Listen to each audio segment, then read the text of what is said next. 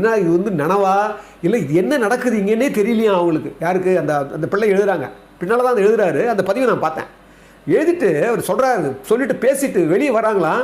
வெளியே வந்தேன் 1 month தானா, ஒரே மாதம் தானா புதிய ஜீவோ போடுறாராம் எம்ஜிஆர் சிஎம்மாக இருந்து.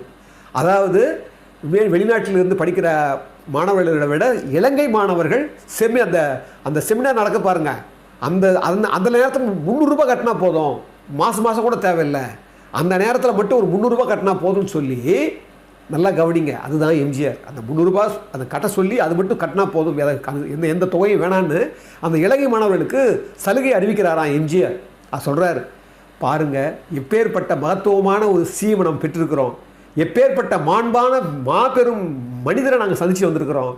இது அவருக்கு நன்றி சொல்கிறதா இல்லை வந்தாரையெல்லாம் வாழ வைக்கிற தமிழ்நாட்டுக்கு நாங்கள் நன்றி சொல்கிறதான்னு தெரியல. ஒரு அற்புதமான அதிசயம் நடத்தினார் எம்ஜிஆர்னு சொல்லி அந்த பதிவு சொல்கிறார்.